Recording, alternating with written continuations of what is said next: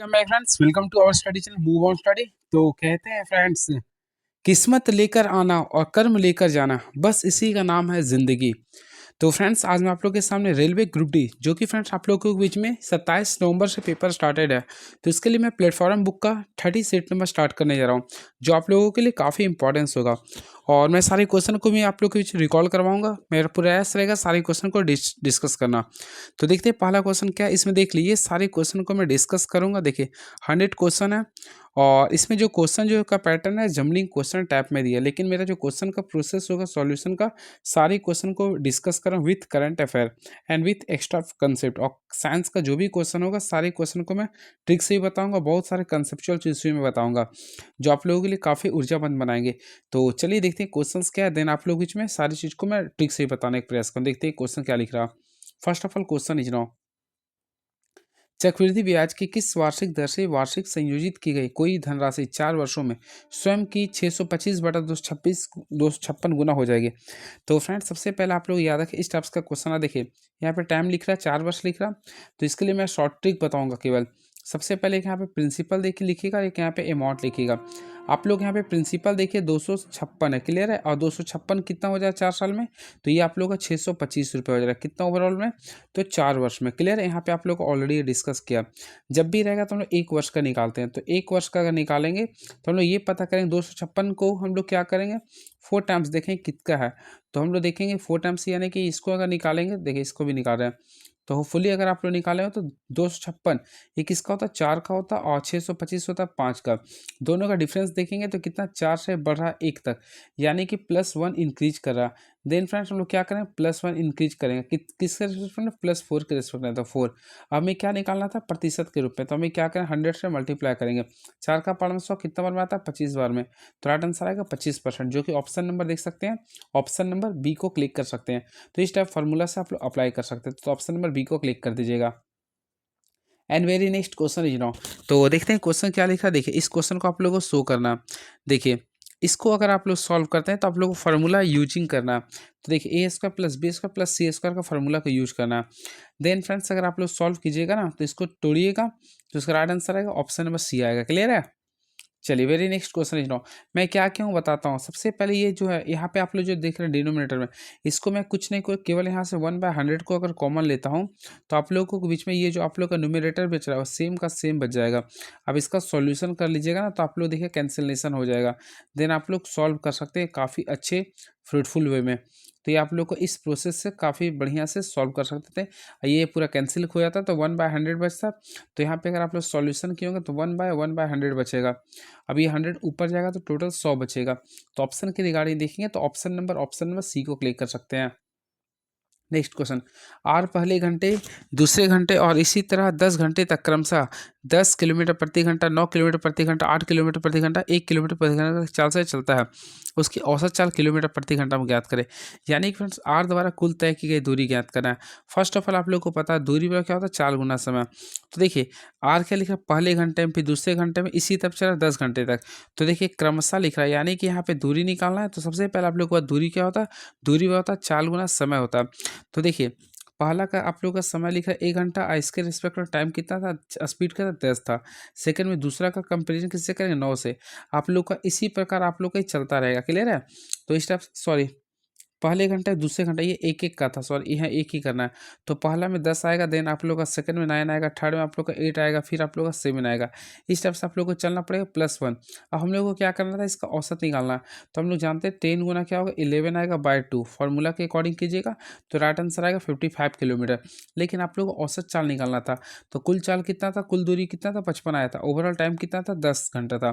तो इसको डिवाइड करेंगे तो 5.5 किलोमीटर पर आवर, जो कि ऑप्शन नंबर बी को क्लिक कर सकते हैं। यदि घनाभ की लंबाई, चौड़ाई और ऊंचाई क्रमशः 16 सेंटीमीटर, 15 सेंटीमीटर, 12 सेंटीमीटर है, तो घनाभ के सबसे लंबे विकर्ण की लंबाई ज्ञात करें। सबसे पहले फिर याद रखें घनाभ के सबसे लंबे विकर्ण की लंबाई का फॉर्मूला होता है L² + B² + H²। तो 16 का अगर आप लोग स्क्वायर किए होंगे तो 256 होगा। देन 15 का स्क्वायर करेंगे तो 225 आएगा। उसी प्रकार 12 का स्क्वायर करेंगे तो 144 आएगा।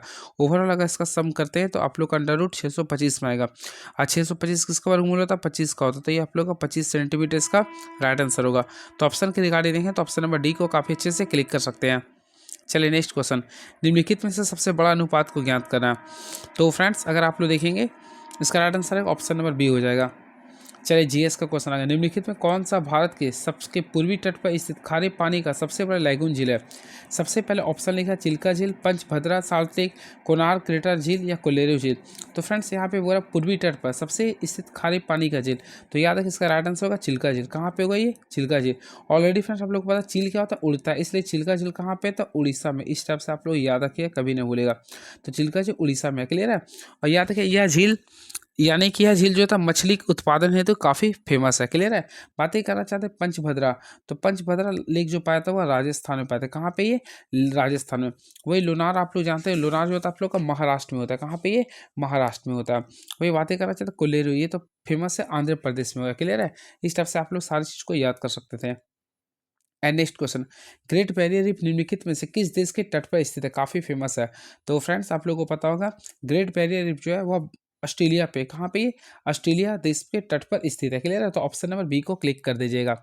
चलिए बातें करना चाहिए इसकी लंबाई, तो होपफुली आप लोग पढ़ेंगे इसकी कुल लंबाई कितना होता है 1900 किलोमीटर तक होती है, क्लियर है। चलिए तो ऑप्शन नंबर सी को क्लिक कर देंगे। प्रयाग प्रसिद्ध की रचना निम्नलिखित में से किसके द्वारा संस्कृत में की गई थी। फर्स्ट ऑफ ऑल याद रखिए प्रयाग प्रसिद्धि की जो रचना की गई थी संस्कृत लैंग्वेज में की गई थी, क्लियर है। अब यहाँ पे क्वेश्चन पूछा किसके द्वारा, तो ऑलरेडी आप लोग पढ़े होंगे हरि सिंह के द्वारा। किसके द्वारा, हरि सिंह के द्वारा। तो ऑप्शन नंबर डी को क्लिक कर देंगे, क्लियर है। चलिए फ्रेंड्स बातें करना चाहते हैं समुद्रगुप्त। देखिए समुद्रगुप्त का दरबारी कवि कौन थे, तो हरि सिंह थे। इस चीज को भी आप लोगों को ध्यान में रखना पड़ेगा। चलिए नेक्स्ट क्वेश्चन, विश्व स्वास्थ्य संगठन का मुख्यालय निम्नलिखित में से किस स्थान पर है।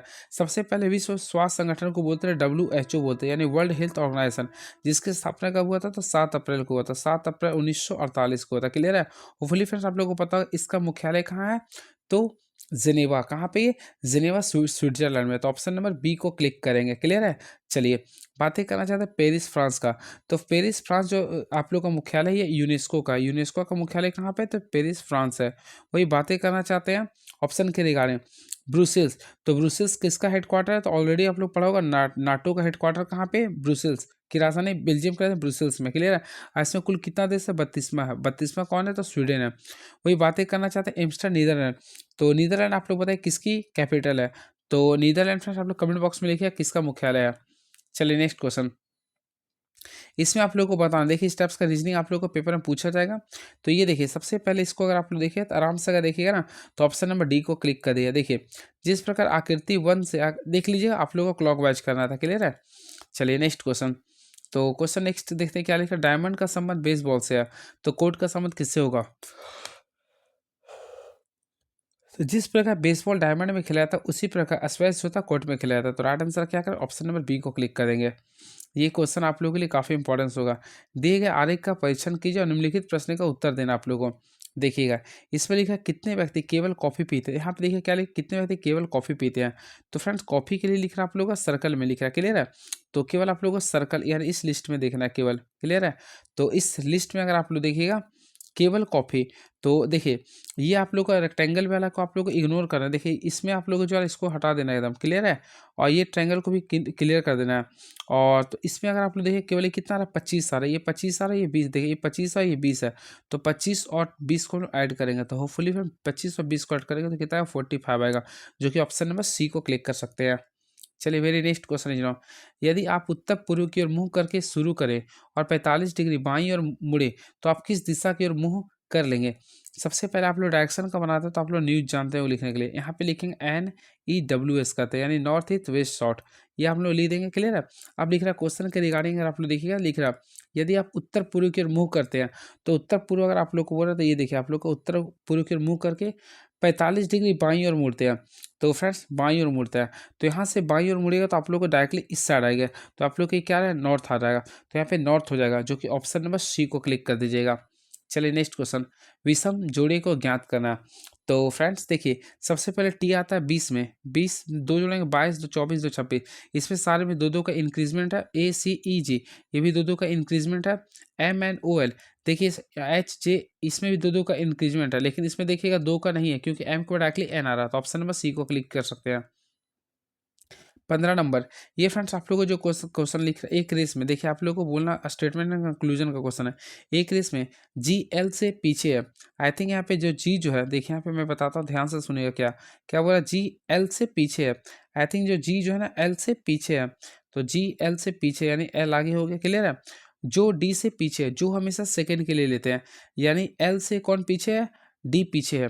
तो एल से अगर डी पीछे है, तो एल से अगर डी पीछे है तो हम लोग एल से डी पीछे है, तो फ्रेंड्स इसको हम लोग क्या करेंगे? देखिए एल जी हो गया यहाँ पे। अब यहाँ पे हम लोग डी को आगे ले लेंगे। क्लियर है? क्योंकि देखिए एल जी से पीछे हो गया। अब एक और क्या लिखा है? जी जी डी से आगे है, तो जी डी से आगे हो गया। यहाँ भी देख सकते हैं जो आर से आगे है, तो जो हमेशा सेकंड के लिए लिया जाता है, तो सेकंड के लिए यहाँ पे हम लोग इसको आर ले लेंगे। क्लियर है? अब लिख रहा, अब यहाँ पे लिख रहा क्या? एफ भी से पीछे नहीं है और आर से आगे है, तो इसके अकॉर्डिंग देखें तो एफ को यहाँ पे लिखना पड़ेगा, भी को लेना पड़ेगा, इसको आर लेना पड़ेगा। क्लियर है? आप क्वेश्चन लिख रहा भी डी से पीछे है, तो ऑलरेडी फिर भी डी से पीछे नहीं है, तो पहला आप लोगों का गलत हो गया। देन एफ आर से आगे है, बिल्कुल एफ देखते हैं आर से आगे है, तो पहला आप लोग सेकेंड बिल्कुल सही हो गया। थर्ड दिख रहा डी आर से आगे, बिल्कुल डी आर से आगे है, तो सेकेंड और थर्ड सही है, तो ऑप्शन नंबर बी को क्लिक कर देंगे। नेक्स्ट क्वेश्चन, किस प्रकार का उत्तक नारियल की भूसी बनाता है? तो देखिए सबसे पहले आप लोग पढ़े होंगे नारियल की भूसी, तो एस्केलेरिन कैमा जो होता है उसी के रेशा में पाया जाता है क्या? एस्केलेरिन कैमा, तो ऑप्शन नंबर बी को क्लिक कर देंगे। तो एस्केलेरिन कैमेट्स फाइबर जो कि नारियल की भूसी को बनाता है, तो ऑप्शन नंबर बी को क्लिक करेंगे। क्लियर है? मैं आप लोग को बताया इसमें लिग्निन पाए जाने के कहीं काफ़ी कठोर होती है। क्वेश्चन आता है इसमें क्या पाए थे? तो लिग्निन, देखिए मैं लिख देता हूँ, इसमें लिग्निन पाया जाता है जिसकी वजह से ये काफ़ी कठोर होती है। क्लियर है? इसके साथ साथ फ्रेंड्स मैं आप लोग को बताना चाहता हूँ, देखिए एक होता है सरल अस्थायी उत्तक, इसके तीन प्रकार होते हैं। सबसे पहले होता है पैरेन कैमा, देन आप लोग का होता है कॉलिन कैमा, एक होता है एस्केलेरिन कैमा। क्लियर है? याद रखिए पैरेन कैमा और कॉलिन कैमा जीवित कोशिकाओं का समूह, ये दोनों जो होता है ना, ये लिविंग सेल का एक समूह होता है, यानी कि जीवित कोशिकाओं का समूह होता है। वही एस्केलेरिन कैमा जो होता है वह मरा हुआ होता है। क्लियर है? और याद रखिए पौधों में लचीलापन जो होता है, पौधों में जो लचीलापन होता है वह कॉलिन कैमा की वजह से होता है। एक क्वेश्चन आता है पौधों में लचीलापन किसकी वजह से होता है? तो कॉलिन कैमा के वजह से होता है। ये सारी चीज़ों को याद रखिएगा आप लोग। चलिए नेक्स्ट क्वेश्चन, मानव मस्तिष्क का कौन सा भाग निगलने और उगलने का नियामक केंद्र है? तो फ्रेंड्स आप लोग पढ़े होंगे मस्तिष्क के बारे में, तो याद रखिए मानव मस्तिष्क का मेडुला ऑब्लागेंटा, देखिए मेडुला ऑब्लागेंटा निगलने और उगलने के लिए नियामक केंद्रक होता है, तो ऑप्शन नंबर सी को क्लिक कर देंगे। क्लियर है? चलिए बातें करना चाहते हैं मेडुला ऑब्लागेंटा के बारे में। सबसे पहले आप लोग पढ़े होंगे मस्तिष्क के बारे में। सबसे पहले एक होता है अग्र मस्तिष्क जिसे बोलते हैं हिड ब्रेन, उसके बाद आप लोग का मिड ब्रेन होता है, और लास्ट में होता है, देखिए मैं हिंदी में बता देता हूँ। सबसे पहले आप लोग का एक होता है अग्र मस्तिष्क, देखिए एक अग्र मस्तिष्क होता है। अग्र मस्तिष्क के कुल तीन पार्ट्स होते हैं। सबसे पहले होता है सेरेब्रम, देन आप लोग का होता है थैलेमस, अगला होता है आप लोग का हाइपोथैलेमस, उसके बाद होता है मध्य मस्तिष्क। मध्य मस्तिष्क जो होता है आप लोग को पता होगा, मध्य मस्तिष्क जो होता है, देखिए एक होता है मध्य मस्तिष्क, तो मध्य मस्तिष्क दो को बीच में स्थित होता है, और उसके बाद होता है पश्चिम मस्तिष्क। देखिए पश्चिम, ये मध्य मस्तिष्क जो है हाइपोथैलेमस और पश्चिम मस्तिष्क के बीच में स्थित है। अब पश्चिम मस्तिष्क के तीन प्रकार होते हैं, एक सेरेबेलम होता है, देन मेडुला ऑब्लांगेटा होता है, एक पोन्स होता है। ये याद रखिएगा, तो ये आप लोगों को ध्यान रखना। सबसे बड़ा जो होता है वो अग्र मस्तिष्क होता है, देन पश्चिम मस्तिष्क होता है, लास्ट में मध्य मस्तिष्क होता है। क्लियर है? तो यहाँ पे लिख रहा निगलने और उगलने का, तो मैं बता दूं मेडुला ऑब्लांगेटा। चलिए कुछ ऑप्शन से खेल देता हूं जो आप लोगों को सारी चीज़ को कन्फ्यूजन को दूर कर देता हूं। बातें करना चाहते हैं, देखिए जितना बॉडी का अनैच्छिक क्रिया होते हैं सारे का वर्क करते हैं मेडुला ऑब्लांगेटा करते हैं। क्लियर है? वही बातें करना चाहते हैं देखिए यहाँ पे लिख रहा अनुमस्तिष्क, अनुमस्तिष्क को सेरेबेलम भी कहते हैं, जो कि शरीर को संतुलन बनाने का कार्य करता है। क्वेश्चन आता है शरीर का संतुलन अर्थात बैलेंस कौन बना कर रखता है? तो सेरेबेलम रखता है। क्लियर है? वही बातें करना चाहे पॉन्स का, तो पॉन्स आप लोगों का श्वसन श्वसन क्रिया को कंट्रोल करवाता है। क्लियर है? वही प्रमस्तिष्क, इसे ही हम लोग बोलते हैं सेरेब्रम, ये हमारे बॉडी का 80 से 85% पार्ट होता है। और अनुमस्तिष्क को हम लोग बोलते हैं अपना tree of tree of mind, यानी हमारा मस्तिष्क का जो पेड़ जो कहलाता है वह अनुमस्तिष्क को ही बोलते हैं। क्लियर है? चलिए डाउन सिंड्रोम वाले व्यक्ति अपरिहार्य रूप से किसमें ग्रस्त होते हैं? काफ़ी फेमस क्वेश्चन फ्रेंड्स, तो आप लोग पढ़े होंगे डाउन सिंड्रोम वाले व्यक्ति अपरिहार्य रूप से अल्जाइमर रोग से ग्रस्त होते हैं। कौन सा रोग से होते हैं? अल्जाइमर, तो ऑप्शन नंबर डी को काफ़ी मोहब्बत से क्लिक कर सकते हैं, तो option number D is the right answer. Clear है? बातें करना चाहते हैं डाउन सिंड्रोम के बारे में, तो डाउन डाउन सिंड्रोम रोग वाले व्यक्ति का 21वां गुणसूत्र देखिए, इसमें जो होता है ना 21वां गुणसूत्र, देखिए डाउन सिंड्रोम वाले व्यक्ति का 21वां गुणसूत्र जो है ना वह ट्राइसोमी हो जाता है। याद रखिए क्या हो जाता है? वह ट्राइसोमी हो जाता है। इस चीज़ को आप लोग को पता होगा, ट्राइसोमी हो जाता है। इसमें एक युवा व्यक्ति व्यक्ति का मानसिक क्षमता या एक 8 वर्षीय बच्चे की मानसिक क्षमता के बराबर होता है। क्लियर होगा? कोई भी यंग व्यक्ति रहेगा तो उसका मानसिक क्षमता जो है ना वो 8 वर्षीय बच्चे की मानसिक क्षमता के बराबर होता है। आप लोग देखे होंगे अपने गांव मोहल्ला इलाके में। क्लियर है? चलिए नेक्स्ट क्वेश्चन देखते हैं क्या लिख रहा है ये। तो फ्रेंड्स नेक्स्ट क्वेश्चन देखते हैं क्या लिख रहा है ये। जब दो द्रव्यमानों की दूरी समान रखते हैं, इसको पानी के अंदर ले जाता है तो गुरुत्वाकर्षण बल कैसे प्रभाव डालता है? तो याद रखें, जब दो द्रव्यमानों की दूरी समान रखते हुए इसको पानी के अंदर ले जाया जाता है तब गुरुत्वाकर्षण बल अप्रभावित रहता है, क्योंकि पृथ्वी के गुरुत्वाकर्षण का मान पृथ्वी के द्रव्यमान पर निर्भर नहीं करता, ना कि वस्तु के द्रव्यमान पर। तो ये क्या रहा है? अप्रभावित रहेगा। क्या रहेगा? ये अप्रभावित रहेगा। तो ऑप्शन नंबर सी को क्लिक करेंगे। क्लियर है? याद रखिए, गुरुत्वाकर्षण बल माध्यम में स्वतंत्र रहता है। माध्यम में क्या आता है? स्वतंत्र रहता है। और गुरुत्वाकर्षण में आकर्षण प्रकृति का होता है। और सबसे कमजोर बल कौन होता है? तो गुरुत्वाकर्षण बल होता है। और फ्रेंड्स याद रखिए, इसका जो वैल्यू जी का वैल्यू आप लोगों को पता होगा, तो ऑलरेडी पता 6.67 इंटू 10 क्या होता है? तो -11 होता है। इसका full form newton metre square per KG square होता है। क्लियर है? और इसका वैल्यू कौन निकाला था? हेनरी कैवेंडिश ने निकाला था। क्लियर है? चलिए, and very very next question you know, सहसंयोजकता में क्या होता है? तो फ्रेंड्स याद रखिए, सहसंयोजकता में इलेक्ट्रॉनों की बराबर साझेदारी होती है। तो ऑप्शन के अकॉर्डिंग देखें तो ऑप्शन नंबर बी को काफी मोहब्बत से क्लिक कर सकते हैं। अगेन आई रिपीट, सहसंयोजकता में इलेक्ट्रॉनों का बराबर साझेदारी होती है। क्लियर है? सहसंयोजकता यौगिक में एक ही प्रकार के परमाणुओं के बीच में इलेक्ट्रॉनों को आदान प्रदान होता है। जैसे आप लोग N2 पढ़े होंगे तो क्या करता है, आप लोग देखे होंगे क्लास 10 में पढ़ाता हूँ मैं। तो N2, तो इसका संयोजकता था 5, तो 1 2 3 कर दिया 4 5। तो यहाँ भी क्या करें, 1 2 3 4 5। तो देखिए 8 का हम लोग कॉम्बिनेशन करके मिलाए थे कि 3 3 6 2 8 हो गया, यहाँ भी 3 3 6 2 8। तो इस टाइप से ये करते हैं हम लोग इलेक्ट्रॉनों का स्थानांतरण। क्लियर है? चलिए, and very very next question is no. और फ्रेंड्स याद रखें, इन यौगिकों के गलनांक और क्वथनांक काफी निम्न होते हैं। क्लियर है? और इसका अंतर आणविक बल भी काफी कमजोर होते हैं। मैथ्स आ गया। देखिए मैथ्स को बताऊंगा अच्छे से। एक बेईमान दुकानदार एक ग्राहक को क्रय मूल्य के ऊपर 30% के लाभ पर सामान बेचता है और साथ ही 1 केजी के स्थान पर 800 ग्राम तौलता है। उसका कुल लाभ प्रतिशत 40% और टी का मान ज्ञात करा। कुछ नहीं करना, जब भी स्टेप्स का क्वेश्चन आता है तो आप लोगों को कंडीशन के अकॉर्डिंग बनाना पड़ेगा। क्लियर है? तो देखिए सबसे पहले यहाँ पे 1 केजी के यहाँ पे 800 ग्राम तौलता है।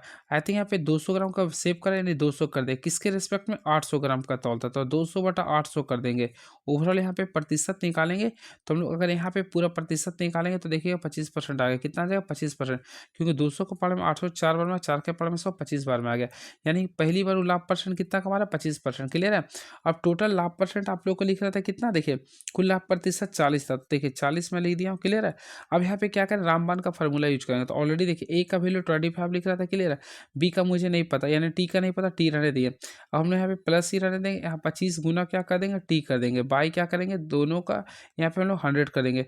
तो 25 का पावर 100 4 बार में आता है। ओवर 25 40 में से 25 को माइनस करेंगे तो कितना आएगा? 15। अब अगर हम लोग इसको सॉल्व करेंगे 4t + t यानी कि 5t आएगा। 5t बटा कितना आएगा? 4 आएगा। 5 का पावर में 15 3 बार में आता है। ओवरऑल अगर टी का वैल्यू देखेंगे 4 ते कितना रहा? 12। तो इसके अकॉर्डिंग देखेंगे तो 4 ते 12। तो फ्रेंड टी का वैल्यू जो आएगा 12% आएगा। क्लियर है? तो राइट आंसर करेंगे तो 12, यानी ऑप्शन नंबर ए को क्लिक कर देंगे। इजी क्वेश्चन था, थोड़ा सा माइंड देखना होगा। रानू एक कार्य को 10 दिन में पूरा कर सकती है, जबकि रूबी उसी कार्य को 15 दिन में पूरा कर सकती है।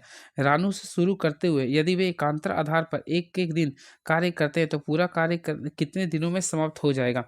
तो फ्रेंड्स कुछ नहीं करना, जो मैं आप लोग को बता रहा हूँ थोड़ा सा ध्यान दीजिए उस टॉपिक पे।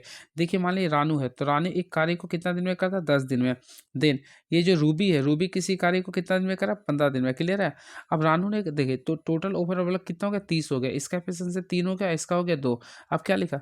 रानू ने शुरू किया, रानू से शुरू करते हुए यदि वे एकांतर आधार पर कार्य करते हैं तो एक ही दिन कार्य करता है तो पूरा कार्य कितने दिन में समाप्त होता है? तो रानू स्टार्ट करते देखिए 3 2 5 कार्य स्टार्ट हो रहा है, यानी कि 2 दिन में कितना कार्य हो रहा है? 5 दिन हो रहा है। यहाँ पे देखिए 2 दिन में कुल कितना कार्य हो रहा है? 5। हमको टोटल 30 काम चाहिए, तो 5 को कितना से गुना करेंगे कि 30 आएगा? तो फ्रेंड्स हम 6 से मल्टीप्लाई करते हैं, तो 6 यहाँ मल्टीप्लाई करते हैं, यहाँ भी 6 से मल्टीप्लाई, तो 6 दूनी 12।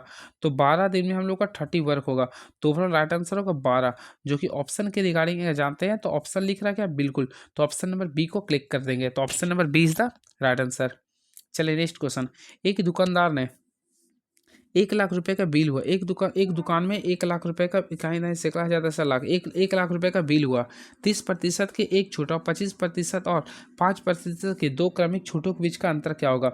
देखिए काफ़ी अच्छा क्वेश्चन है, पॉपुलर क्वेश्चन है ये। सबसे पहले आप लोगों को क्या करना है, देखिए आप लोग को बट्टा निकालना पड़ेगा। पहला छूटो 30 उसको कैंसिल कीजिए। आगे देखिए जो आप लोग का डिस्काउंट लगातार दे रहा क्रमिक है, तो 25 + 5 का करें, देन दोनों का डिफरेंस लेंगे, आप लोग पढ़े होंगे, गुना 25 गुना 5 करेंगे बाय ओवरऑल 100। 25 का पावर में 100 4 बार में आता। ओवरऑल अगर इसको आप लोग सॉल्यूशन कीजिएगा तो फ्रेंड आप लोग बीच में आएगा 28.75 आएगा। कितना आएगा? 28.75 आ गया। क्लियर है? अब क्या करेंगे, देखिए ये आप लोगों को जो 30% था, कहाँ पे 30% में से, देखिए मैं बताता हूँ, ये 30% में से हम लोग 28.15% को माइनस कर देंगे। तो फ्रेंड्स अगर माइनस कीजिएगा तो आप लोगों के बीच में जो आएगा 1.25 आएगा। क्या आएगा? 1.25 आएगा। क्लियर है? अब यहाँ पे जो आप लोग का 1 लाख लिख रहा था, देखा इस 1 लाख 10,000 10,000 इसका हम लोग क्या करें 1.25% निकाल देंगे। तो ओवरऑल अगर आप निकालिए तो 1250 आएगा। क्या आएगा? 1250 आएगा, जो कि आप लोग का राइट आंसर होगा। तो friends right answer 1250। Option number C को क्लिक कर देंगे। चलिए नेक्स्ट क्वेश्चन। शांत जल में एक नाव की चाल 8 किलोमीटर प्रति घंटा और धारा की चाल 2 किलोमीटर प्रति घंटा है। एक व्यक्ति 90 किलोमीटर की दूरी पर स्थित एक स्थान पर नाव ले जाता है और प्रारंभिक बिंदु पर वापस आ जाता है। इस दो तरफा आवागमन में उसे कितना समय लगेगा? तो देखिए ऐसा क्वेश्चन अगर आता है तो आप लोग को एक कंसेप्ट का यूज करना पड़ेगा। सबसे पहले कुल समय बोला, तो देखिए 90 किलोमीटर का दूरी था। क्लियर है? यहाँ पे यानी आप लोग यहाँ पे समय में क्या होता है, दूरी बटा चाल, तो 90 दूरी था। अब देखिए एक जा रहा एक आ रहा, तो फ्रेंड्स सबसे पहले क्या किए, 8 और 2 क्या होगा 10, इससे डिवाइड कर देन अगला में क्या कि 90 दोनों का डिफरेंस लेगा, तो 8 में से 2 माइनस करेंगे तो 6 आएगा। तो यहाँ से ओवरऑल अगर आप लोग सॉल्व करते हैं तो यहाँ पे 9 कट जाएगा और यहाँ पे आएगा 15। तो 15 9 कितना होता है? आई थिंक 24 होता है। तो 24 आवर है, जो कि ऑप्शन नंबर डी को क्लिक कर देंगे। चलिए नेक्स्ट क्वेश्चन। ये क्वेश्चन काफ़ी इजी है। इसको अगर आप लोग एचसीएफ निकालिए तो देखिए इसको क्या कीजिए 0.25 है, देन आप लोग का लिख रहा 2.08 लिख रहा, लास्टली लिख रहा आप लोग का 8.1 लिख रहा। तो फिर इसको माइनस हटा दिए तो देखिए 100 आ गया, देन इसको भी हटा दिए तो 100 आ गया। अब इसको भी हटा दिए तो क्या आ गया 10 आ गया। तो 25 208 और 81 का सबसे पहले एचसीएफ निकालेंगे। तो ओवरऑल इसका एचसीएफ 1 आएगा और नीचे वाला का एलसीएम निकालेंगे तो 100 आएगा। अब इसको भी डिवाइड किया तो 0.01 आएगा। तो राइट आंसर आएगा 0.01, जो कि ऑप्शन नंबर ए को क्लिक कर देंगे। चलिए नेक्स्ट क्वेश्चन। निम्नलिखित में कौन सा बंदरगाह कच्छ गुजरात में स्थित है? तो ऑप्शन लिख रहा है कांडला, जवाहरलाल नेहरू बंदरगाह, पारादीप या मारवा गोवा। तो याद है कांडला बंदरगाह जो है ना वो कहाँ पे? गुजरात में है। तो ऑप्शन नंबर ए को क्लिक करेंगे। क्लियर है? चलिए और फ्रेंड्स याद रखिए कांडला गुजरात में एशिया का पहला निर्यात भी है था। क्लियर है?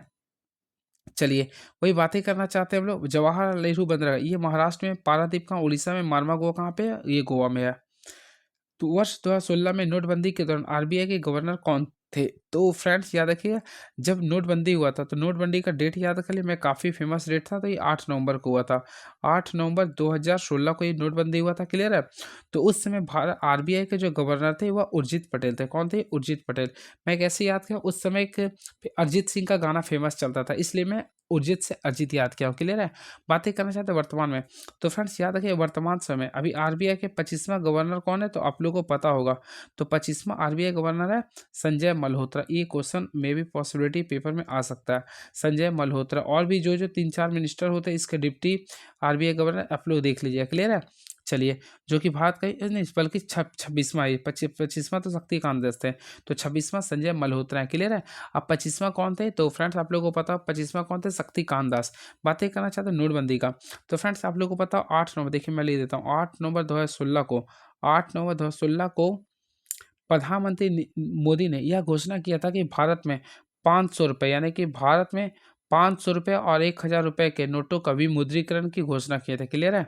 चलिए नेक्स्ट क्वेश्चन। चंद्रयान 3 के रोवर का नाम क्या है? तो देखिए चंद्रयान 3 के रोवर का जो नाम था आप लोग पढ़े हुए होंगे, प्रज्ञान था। क्या था ये? प्रज्ञान था। प्रज्ञान का अर्थ होता है ज्ञान। क्या होता है ये? ज्ञान होता है। क्लियर है? मैं आप लोग को बताना चाहता हूँ सबसे पहले चंद्रयान 3 को कब छोड़ा गया था? तो ऑलरेडी आप लोगों को पता होगा 14 जुलाई को, 14 जुलाई 2023 को ये छोड़ा गया था। 14 जुलाई 2023 को ये छोड़ा गया था। क्लियर है? और चंद्रयान 3 फाइनली तौर पर 23 अगस्त को, देखिए मैं लिख देता हूँ 23 अगस्त 2023 को ये चंद्रमा पर पहुंच जाता है। क्लियर है? इसी वजह से 23 अगस्त को प्रत्येक वर्ष हम लोग क्या मनाते हैं? राष्ट्रीय अंतरिक्ष दिवस मनाते हैं। इस चीज़ को आप लोग को याद रखना पड़ेगा। चलिए नेक्स्ट क्वेश्चन। भौतिक अनुसंधान प्रयोगशाला निम्नलिखित में से कहाँ स्थित है? तो ये तो फेमस क्वेश्चन है, तो आप लोगों को पता हो ये अहमदाबाद में। कहाँ पे? ये अहमदाबाद में। तो ऑप्शन नंबर सी को क्लिक कर देंगे। चलिए ऐसा क्वेश्चन आप लोग को पेपर में दे सकता है। देखिए ये रीजनिंग का क्वेश्चन है। क्या लिखा? इस अनुक्रम में कितने व्यंजन है जिसके ठीक पहले एक स्वर है? यानी व्यंजन के पहले ठीक एक स्वर है। तो देखिए व्यंजन के पहले ठीक एक स्वर ए एच हो गया, देन यू के पहले देखिए डब्ल्यू है, देन वोवेल यानी आई के पहले भी एल है, आप लोग को फिर देखिए और कुछ ओ के पहले एस है, तो टोटल देखिए तो 4 हो गया। तो ओवरऑल राइट आंसर हो गया 4 हो गया। तो ऑप्शन है क्या, बिल्कुल ऑप्शन नंबर बी को क्लिक कर देगा। तो option number B is the right answer. देखिए यदि शब्द कॉन्स्टेंट के पर देखिए ये शब्द है प्रत्येक अक्षरों को अंग्रेजी वर्णमाला के क्रम में व्यवस्थित किया जाए, ठीक है, क्रम में, तो ऐसी ऐसी तो ऐसी व्यवस्था तो ऐसी व्यवस्था के बाद कौन सा अक्षर ठीक मध्य स्थान पर होगा। तो देखिए इसको आप लोगों को सजाना होगा। तो चलिए देखते हैं सजाने के बाद क्या करते हैं। सबसे पहले अगर आप लोग सजाते हैं, देखिए सबसे इसमें पहला अक्षर ए आ जाएगा, देन ए के बाद आप लोग का सी आएगा, फिर डी आएगा, फिर ई आएगा, फिर आई आएगा, देन आप लोग का एन भी आएगा, ओ आएगा, टी यू आएगा। अब बोले इसमें बीच में कौन आएगा, तो बीच में लाने का तरीका देखिए, पहला को कैंसिल किए तो लास्ट को कैंसिल किए हैं। फिर देखिए इसका मैं तरीका बता रहा हूँ, सेकेंड को कैंसिल किया तो सेकेंड लास्ट को ही कैंसिल कीजिए, ठीक है। इसको कंप्लीट किए तो इसको ही कैंसिल करेंगे। उसके बाद फिर देखिए क्या है आपका ई कैंसिल किए तो ओ, तो बीच बीच में क्या बच गया, तो ओवरऑल फ्रेंड्स अगर आप लोग बीच में देखें तो आई बच गया, तो राइट आंसर होगा आई। तो ऑप्शन है क्या, बिल्कुल आई, ऑप्शन नंबर सी को क्लिक कर देंगे। देखिए काफ़ी अच्छा क्वेश्चन है, संतुलित क्वेश्चन है, आप लोग बना सकते होंगे, है ना। चलिए ये क्वेश्चन को आप लोग देख लीजिएगा। एक निश्चित कुट भाषा में इस सब क्वेश्चन को आप लोगों को देखिए डायरेक्टली आंसर के अकॉर्डिंग, क्या उस कुट भाषा में आर का अर्थ क्या है। देखिए आर का बोला, तो दोनों में हम लोग देखिए कॉमन कहाँ आर है। देखिए कि यहाँ पे आप लोग आर लिख रहा है, देखिए एक यहाँ पे आप लोग आर लिख रहा, देन आप लोग यहाँ भी आर लिख रहा। तो इसका अक्षर यानी कि देखिए ये आप लोग का इसका मेन अक्षर ये था और इसका कोड आप लोग का मेन ये था, तो ये दोनों में देखेंगे कॉमन वर्ड्स क्या रहा, तो 856, 448, 1265। तो इसमें देखिए 458 दोनों में कॉमन आ रहा, तो राइट आंसर करेंगे 458 यानी ऑप्शन नंबर डी को क्लिक कर देंगे। चलिए नेक्स्ट क्वेश्चन देखते हैं क्या लिख रहा। 4:37 दोपहर के बाद समय पर घड़ी की सुई और घंटे की सुई के बीच कितना न्यूनकोण बनेगा। कुछ नहीं करना, आप लोगों को फार्मूला याद होगा। थीटा इक्वल टू होता है देखिए 60H, देखिए फार्मूला याद कर लिए 60H माइनस 11 मिनट बाय 2, ये फार्मूला का यूज कर दीजिएगा। माइनस में रहेगा तो हटा देते हैं। तो देखते हैं 60 कर दिए, आवर कितना था यानी कि 4 बच गया था, तो 4 कर देंगे, माइनस 11 है, मिनट कितना 37 है, बाय ओवरऑल इसको कितना से डिवाइड करेंगे 2 से। तो फ्रेंड्स अगर आप लोग सॉल्व किया तो 60 को 4 से गुना के 240 आ गया, यहाँ पे 240 आ गया, फिर 11 को 37 से गुना के 407 आएगा, फिर 2, तो यहाँ पे टोटल ओवरऑल सॉल्व किया था 83.5 आएगा। तो राइट आंसर है 83.5 बिल्कुल। तो ऑप्शन नंबर ए को क्लिक कर देंगे।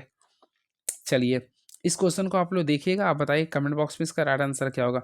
वैसे मैं आप लोग को बताना चाहता हूँ, देखिए इसमें क्या बोल रहा ना, देखिए A B C D E F एक ही इमारत के 6 मंजिला अलग अलग मंजिलों पर रहते हैं। इमारत की सबसे निचली मंजिला के क्रम 1 है, यानी 1 हो गया, देन 2 होगा, फिर 3 होगा, 4, 5, 6 हो गया। अब बोल रहा इसके सबसे ऊपर मंजिल क्या है, तो 6 हो गया, ठीक है। एफ किसी सम क्रमांक वाली मंजिल पे रहता है। मान लीजिए एफ किसी सम मंजिल वाले पे रहती है, यहाँ पे देखना पड़ेगा, सबसे पहले पूरा पढ़े। एफ किसी सम क्रमांक वाली मंजिल पे रहता है, लेकिन मंजिल 4 पर नहीं रहता, यानी 4 पे आप लोग का एफ नहीं रहता, ठीक है। एफ और बी के बीच केवल 2 व्यक्ति रहते हैं, एफ और बी के बीच केवल 2, तो 6 पर भी तो नहीं रह सकते ना। तो हम लोग डायरेक्टली एफ को अगर पुट करने के लिए रहेगा तो हम लोग सिंपल वे में देखिए 2 पे रख देंगे, क्योंकि सम संख्या है। अब लिख रहा है एफ और बी के बीच केवल 2 व्यक्ति रहते हैं, तो ऑलरेडी आप लोग का पांचवा के सामने यहाँ पे बी ले देंगे, क्योंकि दोनों के सामने 2 व्यक्ति हो गए। अब क्या लिख रहा है, ए ई के ठीक नीचे वाले मंजिल पे रहता है, यानी ए जो है ना ई के ठीक नीचे वाले मंजिल पे रहता है। ई सम क्रमांक वाली मंजिल पे रहता है, ई जो है सम क्रमांक आई थिंक 6 पे होगा या फिर 4 पे होगा। तो हम अपने अकॉर्डिंग मान लीजिए कि इसको देखिए ई बोला ना रहता है, तो देखिए ई तो ए से ऊपर है, तो मान लीजिए यहाँ पे चौथा पे ले लिए, तो उसके नीचे क्या लें, ए को लेंगे। यहाँ तक समझ आ गया होगा आप लोगों को। अब लिख रहा ना तो ए और ना ही डी सबसे निचली मंजिल पे रहता है, यानी कि ना तो ए और ना ही डी सबसे निचली मंजिल पे रहता है। तो क्रमांक 4 पे कौन है, तो देखिए 4 पे तो ऑलरेडी ई आ रहा है, तो ई ही आंसर होगा। तो ऑप्शन नंबर सी को क्लिक कर दिए, और यहाँ पे देखेंगे तो आप लोग एक सी आ जाएगा और छठा पे आप लोग का डी आ जाएगा, बना सकते थे आप लोग, ईजी था ये। 29 मार्च 2008 को कौन सा दिन था। ऑलरेडी फ्रेंड्स अगर आप लोगों को पता होगा तो देखिए 29 मार्च 2008 को मेरा तरीका निकालने का सबसे पहले देखिए इसको ओवरऑल करेंगे तो तोड़ेंगे तो 2000 में तोड़ेंगे, तो 2000 में आप लोग का क्या होता है, 0 आ जाएगा, क्लियर है। अब इसमें 2007 तक पूरा कंप्लीट है, तो 7 में आप लोग देखिए सबसे पहले इसको 4 से डिवाइड कीजिएगा, तो इसमें अगर एक बार कीजिए यानी कि इसमें टोटल लीप ईयर की संख्या 1 आया, तो लीप ईयर में यानी कि 2 से मल्टीप्लाई करेंगे, फिर 7 में से 1 माइनस किए 6 को 1 से गुना करेंगे, तो ओवरऑल 2 + 6 कितना आ गया 8। तो 8 को हम लोग 7 से डिवाइड करेंगे तो ओवरऑल 1 बचेगा। रिमाइंडर आप लोग का अभी तक कितना है, 1 आ गया, क्लियर है। अब देखिए जनवरी में 3 होता है, देन फरवरी में 1 दिन हो जाए, क्योंकि 8 है। अब मार्च में कितना 29 है, तो यहाँ भी 1 दिन आएगा, तो 3, 4, 5, 6, तो संडे में 6 दिन जोड़ेंगे तो शनिवार आएगा, तो ऑप्शन नंबर ए को क्लिक कर सकते हैं। चलिए नेक्स्ट क्वेश्चन, ये क्या लिखा है, निम्नलिखित में से कौन सा कथन किसी वस्तु के द्रव्यमान के लिए सत्य है। पहला लिख रहा है द्रव्यमान के लिए, तो फ्रेंड्स यहाँ पे एटॉमिक मास के बारे में डिस्कस कर देते हैं, देन आप लोग के बीच में और भी मैं बताऊंगा क्या होता है।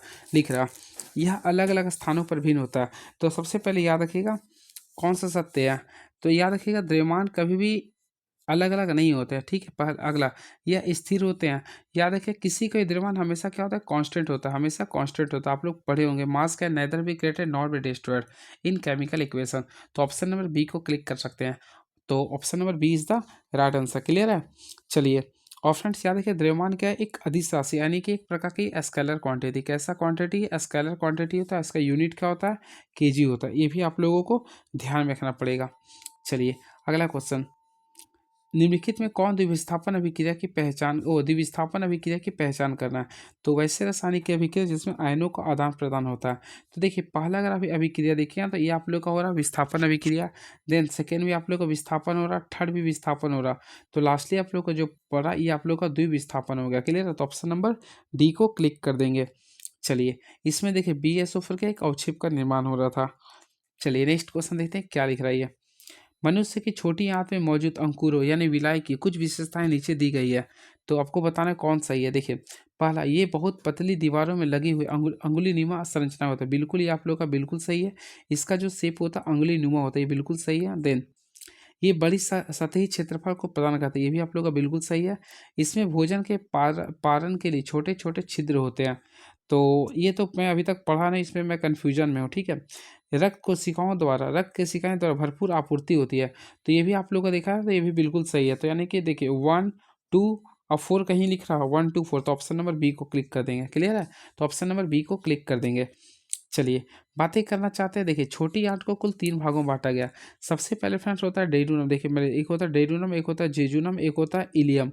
डेड्यूनम, जेजुनम और इलियम होता है। क्लियर है। अब इसी में आप लोग का एक पार्ट्स होता है जहाँ पे देखिए सबसे बड़ा जो पार्ट्स होता है वह एलियम होता है। सबसे बड़ा पार्ट्स क्या होता है, एलियम होता है। और इसी एलियम के पार्ट्स में ही आप लोग का छोटी आंत और बड़ी आंत के बीच में क्या पाया जाता है, ये विलाई पाया जाता है। क्लियर है। चलिए अगला क्वेश्चन देखते हैं क्या लिख रहा है ये।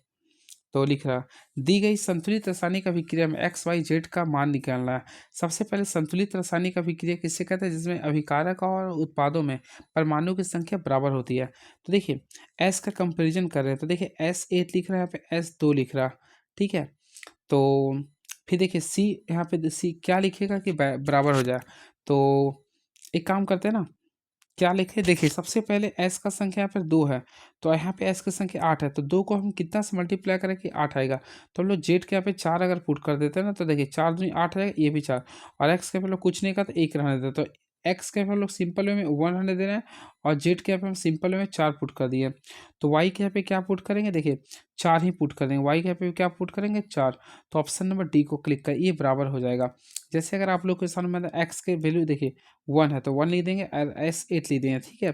y का वैल्यू मैं क्या बोला 4, 4C कर दिया। देन जेड का भी मैं बोल देता हूँ 4, तो 4C। अब S2 निकालिए, अगर आप लोग निकालते हैं थोड़ा सा कॉम्बिनेशन का, देखिए S का संख्या 8 है, देखिए 4 दूनी 8 आ गया, 4 कार्बन है, 4 कार्बन है, तो इस टाइप से बैलेंस कर सकते थे आप लोग। किस अभिक्रिया को द्विविस्थापन अभिक्रिया माना जाएगा, तभी जस्ट मैं बताया था वैसे रासायनिक अभिक्रिया जिसमें आयनों का आदान प्रदान होता है। तो ऑप्शन के रिगार्डिंग देखिए ना, तो ऑप्शन नंबर सी को क्लिक कर सकते हैं। ये ऑप्शन नंबर जो सी है ना आप लोग का, इसमें आयनों का आदान प्रदान हो रहा है, तो ये आप लोग का क्या हो रहा है, द्विविस्थापन अभिक्रिया हो रहा है। क्लियर है, क्योंकि HCl अगर टूटता है ना, तो सबसे पहले आप लोग को पता है ये H प्लस और Cl माइनस में टूटता है। क्लियर है। देन वही KOH की बात करना चाहता था, K प्लस में टूटता है और OH माइनस में ही टूटता है। देन यहाँ से अगर आप लोग देखिएगा, तो देखिए ये आप लोग का प्लस माइनस मिल गया, तो यहाँ से क्या होगा KCl बना, देखिए यहाँ पे KCl का निर्माण हुआ, वही H प्लस और OH माइनस टूटेगा तो H2O बनेगा। तो देखिए 2 बराबर आयन का विस्थापन हो रहा, तो इसलिए ऑप्शन के अकॉर्डिंग ऑप्शन नंबर सी को क्लिक कर देंगे। क्लियर है। चलिए अगला क्वेश्चन देखते हैं क्या है ये। तो मैथ्स का क्वेश्चन आ गया, चलिए मैथ्स भी देखते हैं क्वेश्चन क्या लिखा है, देन बताऊंगा। ठीक है, 30 पुरुषों का औसत आयु 25 वर्ष है, इसके साथ 30 वर्ष की औसत आयु के 5 नए पुरुष शामिल हुए हैं। सभी पुरुषों की एक साथ औसत आयु ज्ञात करें। कुछ नहीं करना, जब भी ऐसा क्वेश्चन आता है देखिए 30 है तो 30 को सबसे पहले 25 से मल्टीप्लाई करेंगे। अब देखिए जब ऐड होगा तो हम लोग ऐड कर देंगे, क्या लिखा 30 वर्ष के औसत आयु के 5 नए, तो 30 वर्ष के औसत आयु के 5 नए शामिल हुए तो प्लस करेंगे बाय टोटल 30 30 30 30 पहले से पुरुष था, 5 नया था, 30 5 कितना होगा 35। ओवरऑल सॉल्व कीजिए ना, 30 को 25 से गुना कीजिए 750 आएगा, फिर 30 को 5 से 150, तो यहाँ पे 750 और 150 करेंगे तो 900 आएगा, कितना आएगा 900। 900 को हम कुछ मत नहीं करते, 35 से अगर डिवाइड कीजिएगा ना तो ये पूर्णांक में आएगा, यानी 25/5/7 आएगा। तो ऑप्शन है क्या, ऑप्शन नंबर बी को क्लिक कर देंगे। इसमें आप लोग को एकल छूट निकालना 5% है, तो 5% को अगर आप लोग निकालते हैं तो 5/100 से कीजिएगा 19 हो जाएगा, क्लियर। वही 10% का कीजिए तो 10 से आप लोग का 9 होगा। 15% को तोड़ेंगे तो 3/20 यानी कि 20 से आप लोग का ये 17 जाएगा। ओवरऑल आप लोग सॉल्यूशन कर सकते हैं। तो देखिए 20 को 10 से गुणा 200, यहाँ पे टोटल कीजिएगा तो 4000 आएगा, कितना आएगा ये 4000 आएगा। उसी प्रकार 19 को आगे 9 से गुना किए होंगे तो आप लोग का 171 आया होगा। अब 171 को क्या कीजिए 17 से गुना कीजिए, जो आता है दोनों को डिफरेंस करके कर सकते हैं। तो 7 एकम 7 हो गया, 7 7 49 हो गया, फिर 7 एकम 7 4 11 हो गया। देन आप लोग को यहाँ पे करना पड़ा 1 7 और 1, तो ओवरऑल करे होंगे तो 7 आया होगा, यहाँ पे 8 आएगा, यहाँ पे आप लोग का सॉरी कितना था, 9 और 1 10 हो गया, यहाँ पे 7 और 1 8 और 1 9 आएगा, 1 1 2। अब आप लोग देख लीजिए डिफरेंस करके। तो फ्रेंड्स ओवरऑल अगर आप लोग कीजिएगा ना तो आप लोग का 41.86 है, यानी ऑप्शन नंबर बी। त्रिभुज की भुजाएं 3 सेंटीमीटर 4 सेंटीमीटर 5 सेंटीमीटर है। 5 सेंटीमीटर लंबाई वाली भुजा पर विपरीत शीर्ष से डाले गए लंब की लंबाई ज्ञात करें। देखिए जब भी 3 4 5 आता है तो आप लोग को पता ऑलरेडी ये ट्रिपलेट है, तो हम लोग क्या करेंगे ट्रिपलेट का यूज करेंगे। तो ओवरऑल फ्रेंड एक ट्रिपलेट बनाते हैं। तो देखिए एक समकोण त्रिभुज बना दिए, ठीक है। आप लोग को इसमें सबसे बड़ी भुजा 5 हो गया, देन आप लोग यहाँ 4 लिख सकते हैं, यहाँ पे हम लोग 3 लिख सकते हैं। अब लिख रहे हैं आप लोग क्वेश्चन के अकॉर्डिंग देखिएगा, थोड़ा ढल जाइएगा। 5 सेंटीमीटर लंबाई वाले भुजा पर विपरीत शीर्ष पर डालेगा लंब की लंबाई ज्ञात करना, यानी इस पे हम लोग एक लंब डाल रहे हैं, ठीक है। तो अब बोले इसकी लंबाई ज्ञात करना। आई थिंक हम लोग मान लेते ए, देन आप लोग का ये बी हो गया, आप लोग का ये सी हो गया। अब आप लोग के सामने ये डी है, तो आप लोग को बी डी की लंबाई ज्ञात करना है। तो फ्रेंड्स हम लोग क्या करें, देखिए बी डी की अगर लंबाई ज्ञात करना है तो यहाँ पे थोड़ा देखिएगा इसका तरीका होता है। सबसे पहले इसके सामने जाइए, तो यहाँ पे आप लोगों को क्या है ए बी है, तो इसका फार्मूला लिखेंगे ए बी करेंगे, देन और क्या यहाँ पे ए बी तो लिख दें, फिर इसके सामने क्या था लिख रहा है बी सी, तो A B Guna B C कर देंगे, क्लियर है। और ओवरऑल टोटल लेंथ क्या था ए सी था, तो ओवरऑल लेंथ ए सी से डिवाइड कर देंगे। तो ए बी का वैल्यू अगर आप लोग देखेंगे 3 था और बी सी का वैल्यू 4 था, ओवरऑल लेंथ कितना था 5 था। तो 4 थे 12 को 5 से डिवाइड करेंगे तो 2.4 सेंटीमीटर आएगा। तो ओवरऑल देखेंगे 2.4 सेंटीमीटर, यानी ऑप्शन नंबर डी को क्लिक कर देंगे। ये क्वेश्चन देखते हैं क्या लिख रहा है ये, चलिए इसको भी बताते हैं, देन आप लोग को और भी क्वेश्चन बताऊंगा। ट्रायंगल ई एफ जी में देखिए X Y parallel F G है। चतुर्भुज एक्स एफ जी वाई का क्षेत्रफल 44 मीटर स्क्वायर है। यदि ई एक्स इक्वेशन एक्स वाई देख रहे हैं रेशियो में लिखा 2:3 है, तो ट्रायंगल ई एक्स वाई का क्षेत्रफल ज्ञात करना है। तो देखिए आप लोगों को सबसे पहले पैरेलल लेना, देखिए इस तरफ से आप लोगों को शो करना होगा, क्लियर है। यहाँ पे देखिए आप लोग का ये ई है, देन आप लोग का ये आप लोग का लिख रहा है एफ लिख रहा और ये जी है। अब इसमें देखिए X Y parallel to F G, यहाँ पे लिख रहा है एक्स वाई है, तो ये एक्स ये वाई है। अब लिख रहा है एक्स वाई जी वाई, देखिए यहाँ पे थोड़ा सा ध्यान देखिएगा क्या लिखा है, देखिए एक्स है ये एफ है ये जी है ये वाई है, इसका क्षेत्रफल टोटल 44 लिख रहा है, ठीक है। अब देखिए ई एक्स यहाँ पे ये लिख रहा, तो ई एक्स, तो ई एक्स का 2 लिख रहा और X Y I think X Y 3 है ना, ये आप लोग का रेशियो में लिख रहा। तो क्षेत्रफल निकालना जब भी निकालिए तो देखिए ई एक्स वाई का अगर क्षेत्रफल निकाले तो ई एक्स का स्क्वायर यानी 2 हो गया, और वही आप लोग को निकालना नीचे वाला यानी ई एफ जी का। देखिए ई है एफ जी का, तो इसमें कितना था आप लोग इसका टोटल 3 दिया था, 2 और 3 कितना था 5 जोड़ दीजिए, तो 2 3 5 का स्क्वायर कर दिया, यानी 2 का स्क्वायर और 5 का स्क्वायर कर दिया, 2 का स्क्वायर 4 और इसका स्क्वायर कितना था 5, तो 4 और 5 25 हो गया। अब ओवरऑल देखिए 4 का वैल्यू आप लोग को 44 दिया था, कितना दिया था 44, तो यहाँ पे 1 यूनिट का निकालेंगे तो कितना हो जाएगा 11 हो जाएगा, कितना हो गया 11 हो जाएगा, ठीक है। यहाँ से तो एक काम करें फिर 25 में से 4 को माइनस कीजिए, 21 आएगा, तो 44 को 21 से डिवाइड कर दीजिए, क्लियर है। अब हम लोग को 4 यूनिट का निकालना था, तो हम लोग सिंपल में 4 गुना यहाँ पे कितना आया था 44 आएगा था, ओवरऑल 21 आया था। सॉल्यूशन कीजिएगा था ना तो 8.38 आएगा, 8.38 metre square is the right answer. एक बेलन की त्रिज्या और ऊंचाई का अनुपात क्रमशः 6:7 है, इसके आयतन 792 सेंटीमीटर स्क्वायर है, तो इसका वक्र पृष्ठ क्षेत्रफल की गणना करें। कुछ नहीं करना, देखिए सबसे पहले बेलन है तो इसका त्रिज्या, तो त्रिज्या लिख रहा आप लोग का 6 लिख रहा, देन आप लोग का ऊंचाई लिख रहा 7, ठीक है। अब इसका आयतन लिख रहा 792, तो हम लोग को पता क्या होता है पाई आर स्क्वायर, तो पाई कर दी आर, तो आर का वैल्यू 6 है, तो 6 का स्क्वायर कितना होगा 36 मान लिया, 36 का स्क्वायर मान लिया, देख लीजिएगा थोड़ा सा। और एच का वैल्यू लिखा 7x, तो 7x मान लिए बराबर ऊपर कितना लिखा 792। हम क्या करते हैं पाई का वैल्यू लिख देते हैं। तो फ्रेंड्स अगर पाई का वैल्यू आप लोग जानते होगे तो काफ़ी अच्छी बात है, नहीं जानते तो मैं लिख देता हूँ। देखिएगा पाई को हटा के यहाँ पाई का वैल्यू लिखना 22/7।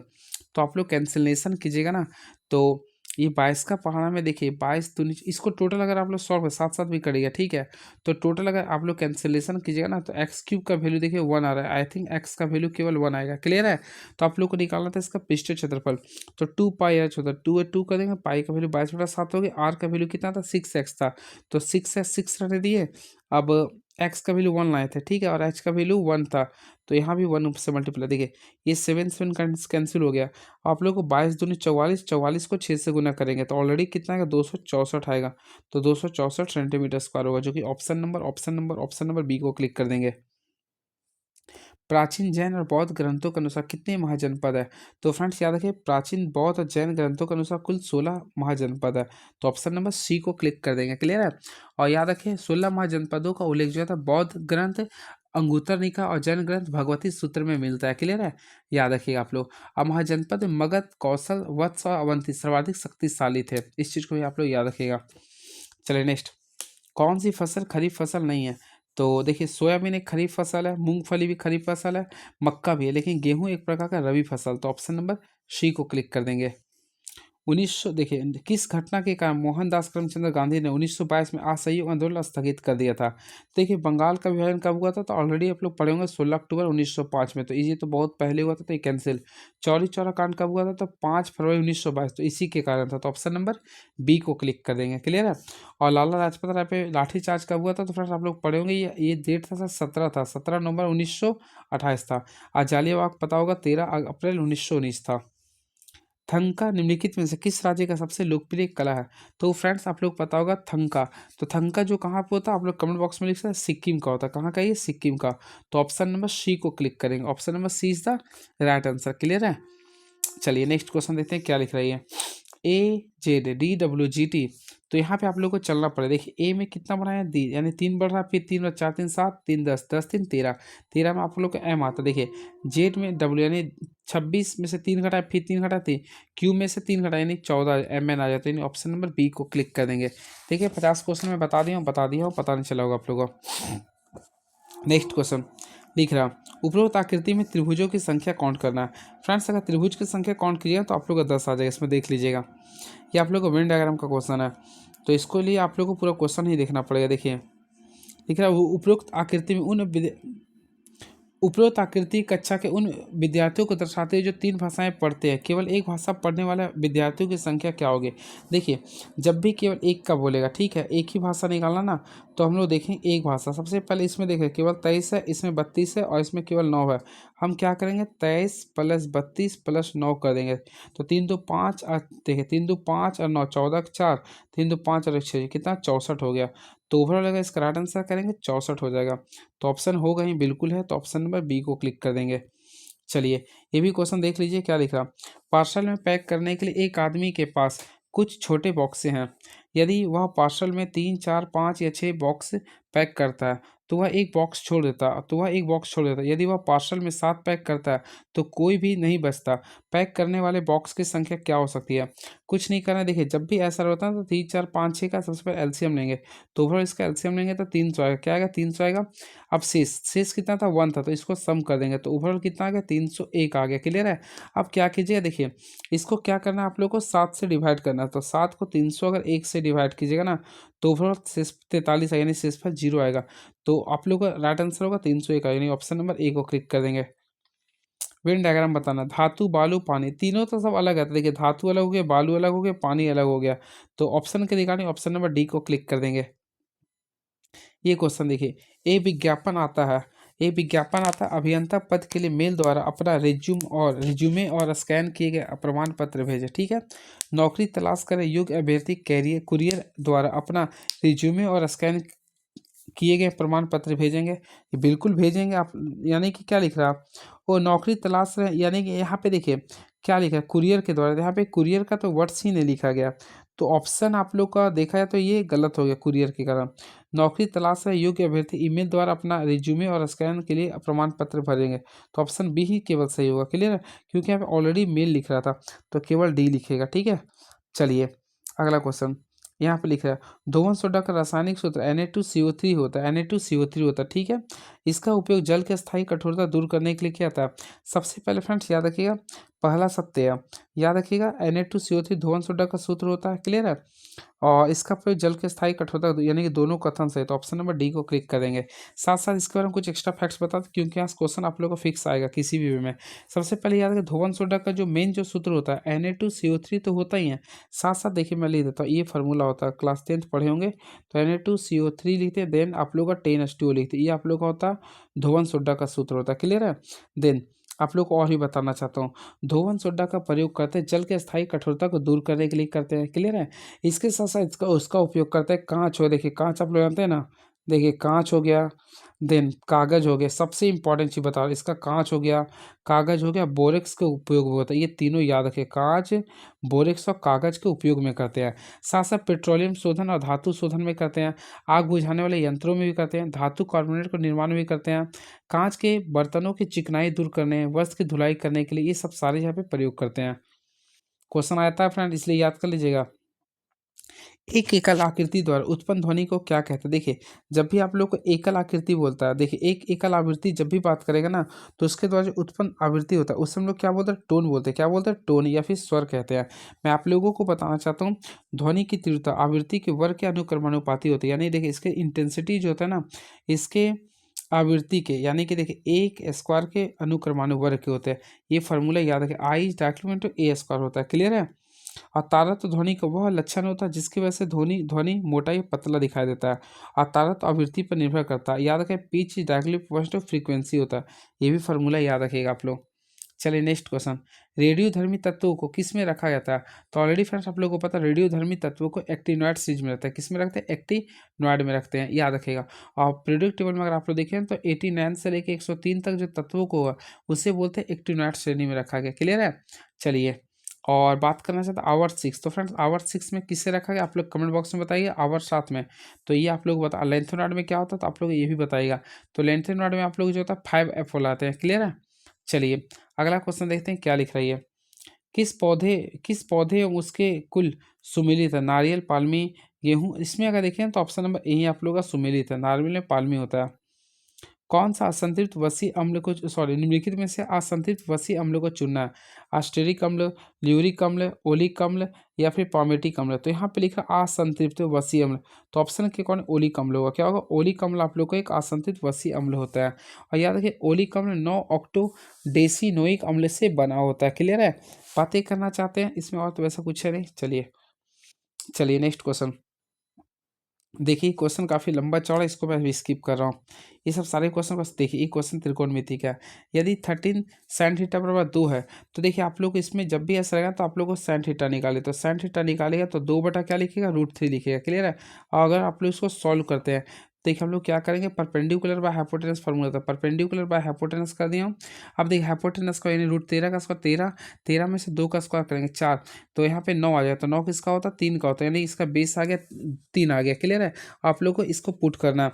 चलिए पुट करते हैं, देखते हैं, सॉल्व करते हैं। देखिए 3 है 3, tan थीटा बराबर क्या होता है? Base by sorry perpendicular by base, तो 2/3 कर देंगे प्लस √13 कर देंगे। साइन थीटा का वैल्यू क्या था? 2/√3 था। पुट कर लीजिएगा ना। तो देखिए मैं थोड़ा सा बता ही देता हूँ, इसमें देखिएगा थोड़ा सा मैं स्टेप से बताया हूँ। ठीक है, साइन थीटा 2 बटा यहाँ पे √13 था, देन आप लोग का यहाँ पे मैं 3 लाया हूँ, आप लोग को पुट कर रहा हूँ। 3 साइन थीटा बराबर होता है परपेंडिकुलर बाय क्या होता है? बेस, तो यहाँ पे मैं कर दिया हूँ प्लस √13। अब साइन थीटा का जो वैल्यू होता है ना, वो आप लोगों का था 2/√13 दिया, तो 2/√13 लिख दिया हूँ। देन आप लोगों के बीच में बताना चाहता हूँ, देखिए √13 कॉस थीटा का फॉर्मूला होता है बेस बाय हाइपोटेनस, तो बेस बाय हाइपोटेनस कर दिया हूँ। देन आप लोग का 3 है 3 कर दिया, कॉस tan थीटा वैल्यू होता है 2/3। अगर आप लोग इसको सॉल्यूशन करते हैं ना, तो आप लोग बीच में देखिए √3 कट गया, ये भी कट गया, ये भी आप लोग कैंसिल हो, ये भी कैंसिल हो गया, तो 2 2 4 हो गया। अब यहाँ पे कितना बच गया? 2 2 4 बच, यहाँ पे 3 में से 2 गया, 1 बचा, तो 4/1, तो यानी 4 आंसर आएगा। तो ऑप्शन है क्या? बिल्कुल, तो ऑप्शन नंबर बी को क्लिक कर देंगे। इस क्वेश्चन को सॉल्व करना, देखिए इसको अगर आप लोग देखें ना तो a plus b whole square put कीजिए तो a square plus b square sine square plus cos square value 1 आ गया plus 2 sine a into cos से ले देंगे तो यहाँ पे लिखेंगे 2 साइन ए इंटू कॉस से। यहाँ पे ये दोनों कैंसिल होता है, केवल 1 बचेगा। तो ऑप्शन के अकॉर्डिंग केवल केवल 1 बचेगा। चलिए नेक्स्ट, कौन सा शांत दशमलव है? फ्रेंड्स याद रखें, जिसके हर में 2 तथा 5 के अभाज्य गुणनखंड हो वही शांत होते हैं। तो ऑप्शन नंबर देखिए ना, तो ऑप्शन नंबर बी आ जाएगा। क्लियर, इसको देख लीजिए करके। क्योंकि देखिए 343 7 का क्यूब आएगा, 210 में 7 गुना 30 आएगा, इसमें ऑलरेडी 7 है, तो ऑप्शन नंबर केवल बी को कर सकते हैं। कि ये क्वेश्चन थोड़ा सा, इसमें मैं केवल आंसर बहुत ही लंबा चल रहा है क्वेश्चन, ये याद करने का। ये किसी त्रिभुज एबीसी में ए प्लस बी प्लस सी बराबर 2s है, सामान्य संकेत पद्धति के है, तो साइन a/2 का फार्मूला ज्ञात करना है। तो फ्रेंड्स अगर आप लोग हीरोन्स का फार्मूला यूज करते हैं थोड़ा लंबा चला जाएगा, वैसे इसको मैं बताना चाहता हूँ। ये क्लास 11 का कंसेप्ट से बनाया गया ना। साइन a/2 का फार्मूला होता है √s-b s-c/b/c होता है, ये होता है, देख लीजिएगा। ये क्वेश्चन आ गया। भारतीय राष्ट्रीय कांग्रेस की भारतीय राष्ट्रीय आंदोलन के निम्नलिखित में से किस घटना के बाद रविन्द्रनाथ टैगोर ने अपना दर्द और गुस्सा व्यक्त किया और अपनी नाइटहुड की उपाधि को त्याग कर दिया था? तो याद रखिएगा, ये जो हत्याकांड हुआ था जालियांवाला बाग के बाद हुआ था, जालियांवाला बाग के कारण। क्लियर, इस चीज़ को आप लोग याद रखिएगा। क्लियर है। चलिए याद रखिए, इसी के बाद शंकर नायर ने भी वायसराय की कार्यकारिणी के सदस्य पद से भी इस्तीफा दे दिया था। लेकिन लेकिन महात्मा गांधी ने केसरी की उपाधि जो है वह चौरी चौरा कांड के बाद यानी कि असहयोग आंदोलन के बाद वापस किया था। चलिए नेक्स्ट क्वेश्चन देखते हैं क्या लिख रहा है, देन आप लोग को बताऊंगा। कौन सा टाटा स्टील लिमिटेड के संस्थापक है? तो ऑलरेडी फ्रेंड्स आप लोग को पता होगा, सर जमशेदजी नूसरवारजी टाटा, ये आप लोग का थे टाटा स्टील लिमिटेड के संस्थापक थे। इस चीज़ को याद रखिएगा। क्वेश्चन आता है इसकी स्थापना कब हुआ था? तो 26 अगस्त को था, ये भी याद रखिएगा। 26 अगस्त 1907 को टाटा स्टील लिमिटेड की स्थापना हुआ था। और फ्रेंड्स ये कहाँ पे? हमारा अपना राज्य झारखंड में, याद रखिएगा, झारखंड के जमशेदपुर में है। चलिए नेक्स्ट क्वेश्चन, दक्षिण भारत की सबसे ऊंची चोटी अनाईमुड़ी है जो निम्नलिखित में से किस पर्वत श्रृंखला में स्थित है? तो फ्रेंड्स याद रखिए, इसका जो राइट आंसर है नीलगिरी श्रृंखला में। कहाँ पे? ये नीलगिरी श्रृंखला में। तो दक्षिण भारत की सबसे ऊंची चोटी अनाईमुड़ी जो नीलगिरी पर्वत श्रृंखला में स्थित है। क्लियर है। और फ्रेंड्स याद रखिए, इसकी जो लंबाई कुल बोले ना 2695 मीटर होता है, ये भी आप लोगों को याद रखना पड़ेगा। क्लियर है। चलिए, और नीलगिरी की अधिकतम ऊंचाई डोडा बेटा है। अगला क्वेश्चन, अगस्त 2024 में भारत के किस राज्य में वैक्सीन जनित पोलियो का एक मामला पुष्ट हुआ था? देखिए, वैक्सीन जनित पोलियो का एक जो मामला नियुक्त हुआ था वह मेघालय में हुआ था। कहाँ पे हुआ था? मेघालय में हुआ था, ये भी याद रखिए, मेघालय में हुआ था। क्लियर है। चलिए, और नेक्स्ट क्वेश्चन, इसमें बताना 4 12 22 34 48। देखिए 4 में 8 जोड़िए तो 12 आएगा, फिर 10 जोड़िए, फिर 12 जोड़िए, फिर 14 जोड़िए, फिर 18 जोड़िए, 16 जोड़िए, तो 48 + 16 यानी 64 आ गया। नीचे दिए शब्दों में से 3 किसी प्रकार से आपस में संबंधित है जबकि उनमें से एक असंगत है। असंगत को चुनना, क्रोध, प्रसन्नता, बुद्धिमत्ता, भय। तो यहाँ पे देखें, बुद्धिमत्ता सोच समझ के किया था, बाकी ये तीनों जो है ना आप लोग का, ये तुम्हारा किससे होता है? क्रोध वगैरह आप लोग का हाइपोथैलेमस का होता है, ये सेरेब्रम का होता है। चलिए अगला क्वेश्चन, इसमें आप लोग को बनाना है। देखिए 9 पचे 45, 45 दिए 135 हो गया, 5 सते 35, 35 को 4 से गुना के 140 हो गया, तो 5 पचे 25, 25 को कितना से गुना करके 150 आ गया, तो 6 से। तो ऑप्शन नंबर ए को क्लिक कर दिए। एक पर्यटक एक शहर में तारामंडल देखना चाहता है। वह पूर्व दिशा में रेलवे स्टेशन से चलकर एक तालाब पर पहुंचा। वह बाएं मुड़ा, फिर तालाब के दूसरे कोने पर पहुंचा। अब बाएं मुड़ा, शीघ्र ही वह तालाब के दूसरे कोने में पहुंच गया। वह बाएं मुड़ा और तारामंडल पर पहुंचा। तारामंडल के संदर्भ में रेलवे स्टेशन किस दिशा में स्थित है? तो इसमें थोड़ा देख लीजिएगा, डी में आ जाएगा। ये क्वेश्चन को भी देख लीजिए फ्रेंड, इसमें बोल रहा एंड के लिए, तो ऑलरेडी एंड के लिए देखिएगा ना तो आप लोग को कंपैरिजन करना है। देखिए यहाँ पे भी एंड लिख रहा है, देन और भी कहीं एंड क्या नहीं, तो केवल इसका लिखा था, यानी कि आप लोग को यहाँ से आप लोगों को निकालना था एडेड डी या हैच में। तो देखिए हैच तो आप लोगों को कैंसिल हो जाएगा क्योंकि दोनों में कॉमन आ रहा है, एडेड भी कैंसिल हो जाएगा, तो डी, तो में भी पॉसिबिलिटी इसका डी हो जाएगा, तो ऑप्शन के अकॉर्डिंग डी सही हो गया। चलिए, किसी वेग पर चलती हुई एक ट्रेन से एक व्यक्ति प्लेटफॉर्म पर एक गेंद को गिराता है। प्लेटफॉर्म पर खड़ा एक प्रेक्षक द्वारा देखा गया गेंद का मार्क होगा। ये क्वेश्चन आया था मेरा पहली बार जब मैं एसएससी का पेपर दिया था, तो एक पैरा बोला होता है, यानी परवलय होगा, तो ऑप्शन नंबर सी को क्लिक कर देंगे। चलिए नेक्स्ट क्वेश्चन, क्षेत्र रोग। अगला, अनुवांशिक विकार बताना। देखिए अनुवांशिक रोग कौन सा है? तो देखिए हीमोफीलिया भी एक अनुवांशिक रोग है। बात करना चाहते हैं हम लोग, स्किल सेल एनीमिया भी होता है, थैलीसीमिया भी होता है, यानी केवल 1 2 3 होंगे। सीजोफ्रेनिया नहीं होते हैं। तो ऑप्शन नंबर 1 2 3 होंगे। चलिए कुछ डिस्कस करते हैं उसके बारे में। याद रखिएगा इसमें जो ऑप्शन था हीमोफीलिया, तो हीमोफीलिया वंशानुगत अनुवांशिक विकार का समूह है जो शरीर की ब्लड क्लॉटिंग यानी कि खून के थक्का नियंत्रित करने की क्षमता से बाधित होता है। वही बात करना चाहते हैं सिकल सेल एनीमिया, ये भी आप लोग का आरबीसी में ऑक्सीजन ले जाने के लिए होता है, क्लियर है। और थैलीसीमिया एक वंशानुगत रक्त विकार है जो हीमोग्लोबिन की असमान निर्माण के लिए होते हैं। चलिए अगला क्वेश्चन, दिक् परिवर्तक का प्रयोग कुंडली में धारा का दिशा बदलने के लिए किया था। तो याद रखिए दिक् परिवर्तक का प्रयोग डीसी मोटर और डीसी जनरेटर दोनों की कुंडली में धारा को दिशा को बदलने में करते हैं। तो डीसी मोटर और डीसी जनरेटर दोनों की धारा को परिवर्तन करने में करते हैं। तो ऑप्शन नंबर सी को क्लिक करेंगे, क्लियर है। याद रखिए दिक् परिवर्तक को हम लोग इंग्लिश बोलते हैं कम्यूटेटर। ये क्या करता है देखिए मैं बताता, एसी को डीसी में, एसी को क्या करता है डीसी में, और डीसी को एसी में बदलता है। याद रखिए कम्यूटेटर, क्लियर है। चलिए अगला क्वेश्चन, अवतल दर्पण के सामने रखी वस्तु का अनंत पर एक वास्तविक और उल्टा प्रतिबिंब बनता है। देखिए सबसे पहले वास्तविक और उल्टा, देखिए आप लोग को मैं पूरे पूरे कंडीशन, देखिए अवतल दर्पण बना लीजिएगा। देखिए इस टाइप से आप लोग बनाते भी होंगे, जानते भी होंगे। देखिए आप लोग को बीचों बीच जो यहाँ पे लाइन जो होता है इसको बोलते हैं पोल, इसको बोलते हैं मुख्य बोलते हैं। ये पोल होता है, पी होता है, यहाँ पे एफ होता है, देन आप लोग यहाँ पे सी होता है, यहाँ पे मान ली डब्ल्यू। यहाँ पे एक ट्रिक बताता हूँ, कभी ना भूलिएगा, जिंदगी भर नहीं भूलिएगा, दावा है मेरा। देखिए लिख लीजिए, एक यहाँ पे, दो यहाँ पे, तीन चार पाँच, यहाँ पे लिखिएगा छः, उल्टा कर दीजिए, एक दो तीन चार पाँच, यहाँ पे लिखिएगा छः। अब क्वेश्चन लिख रहा है ना अनंत, देखिए अवतल दर्पण के सामने वस्तु का अनंत पर एक वास्तविक और उल्टा प्रतिबिंब बनता है। तो अनंत, तो फ्रेंड्स अनंत यानी यहाँ पे आ रहा है, ठीक है। तो एक आप लोग का यहाँ पर फोकस पे रखेंगे तो ना, तो ऑप्शन नंबर सी को क्लिक करें। एक यहाँ पे मिल गया ना, तो ऑप्शन नंबर सी को क्लिक करें, तो नसी का सी होगा। तो चलिए ऑप्शन नंबर सी को क्लिक करेंगे। अगला क्वेश्चन देखते हैं क्या लिख रहा है ये। मान लीजिए क्या लिखा है, मान लीजिए 1 मीटर लंबे एल्युमिनियम के एक तार के अनुप्रस्थ काट का क्षेत्रफल 10⁻² मिलीमीटर स्क्वायर, इसका प्रतिरोध 2.8 ओम है। यदि इसे खींचकर इसकी लंबाई को बढ़ाकर मूल लंबाई के 8 गुने के बराबर कर दिया जाता तो प्रतिरोधकता ज्ञात करना। कुछ नहीं करना फ्रेंड, देखिए सबसे पहले इसका एल देखेंगे, तो एल आप लोग का 1 मीटर है। देन इसका रेडियस, तो रेडियस रेजिस्टेंस निकालेंगे तो आप लोग का लिख रहा है शायद 2.8 लिख रहा, तो 2.8 ओम लिख रहा, क्लियर है। देन हम लोग का इसका एरिया निकला, तो फ्रेंड एरिया का लिखिएगा तो 10⁻² लिख रहा है, मिलीमीटर स्क्वायर लिख रहा है ना। हम लोग निकालेंगे इसका, तो आप लोग को क्या निकालना था रेजिस्टिविटी। तो रेजिस्टिविटी का फार्मूला आप लोग पढ़े होंगे तो पता होगा, इसका फार्मूला होता है देखिए आर ए, यानी कि resistance into area by length होता है। अब रेजिस्टेंस का वैल्यू देखेंगे तो 2.8 लिख देंगे, क्लियर है। ऑलरेडी आप लोग का ये लिख रहा था 10⁻² लिखेंगे, 10⁻² लिख रहा, क्लियर है। देन हम लोग क्या करेंगे इसको, यहाँ पे देखिए मिलीमीटर स्क्वायर में, तो हम लोग क्या करेंगे -6 कर सकते हैं मीटर स्क्वायर, क्योंकि मिलीमीटर में 10⁻² होता है, उसको 2 से गुना कर दिए। अब देखिए यहाँ पे लेंथ का वैल्यू अगर देखेंगे तो 1 मीटर लिखा, 1 कर दिए। अगर आप लोग इसको सॉल्व करते हैं ना तो 2.8 गुना 10⁻8 ओम आएगा। तो ऑप्शन के रिगार्डिंग देखेंगे तो ऑप्शन नंबर सी को क्लिक कर देंगे, तो option number C is the right answer. याद है किसी चालक के तार की लंबाई के बढ़ने या घटने पर रेजिस्टिविटी पर कोई भी प्रभाव नहीं पड़ता। इस पर केवल 2 प्रभाव पड़ता है, एक होता है आप लोग का टेम्परेचर का पड़ता है, और एक किसी भी तार के प्रतिरोधी नेचर पे पड़ता है। ये चीज़ ज़्यादा टेम्परेचर है, नेचर पे इफेक्ट पड़ता है रेजिस्टिविटी का। वही रेजिस्टेंस का क्या होता है, ये आप लोग का लेंथ पे भी करता है, एरिया पे भी करता है, टेम्परेचर पे भी करता है, क्लियर है। चलिए ये क्वेश्चन तो इजी है।